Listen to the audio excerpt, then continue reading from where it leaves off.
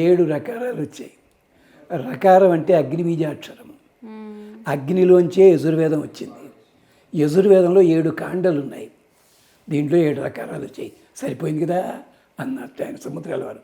అలాగే రామాయణంలో విభాగాలకి చాప్టర్ల పేరేంటి?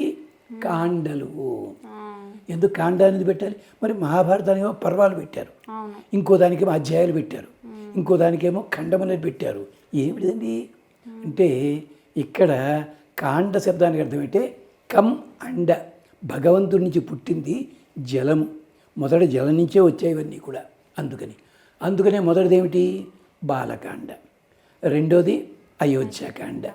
మూడోది అరణ్యకాండ. Very good. నాలుగోది కిష్కింధకాండ. ఐదోది సుందరకాండ. ఆరోది యుద్ధకాండ. ఏడోది ఉత్తరకాండ. ఒక చిన్న సందేహం అమ్మ, ఇది పాపం పెద్దలంతా వదిలిపెడుతుంటారు. బాలకాండ అన్నారు కానీ బాలకాండలో రాముడి బాల్యం చెప్పారా? శ్లోకాలు తీయండి అమ్మా. రాముడి బాల్యం గట్టిగా 10 శ్లోకాలు లేవు.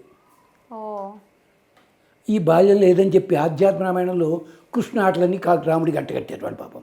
అధ్యాత్మ రామాయణంలో ఎత్తు దూడల్ని తరిగేయడం, ఏదో చేయడం, ఎలాగంతా అక్కడ రాముడికి పెట్టారు.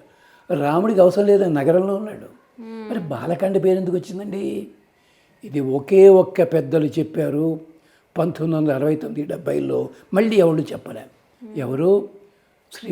శ్రీభాష్యం అప్పలాచార్యుల వారిని చెప్తారు. ఆయన బాలకాండలో ప్రధానంగా ఎవరికైతే చెప్పారు? విశ్వామిత్రుడి కథే ఉంది. అన్ని సర్గల లోపల ఎన్ని కథలు ఉన్నాయి విశ్వామిత్రుడి?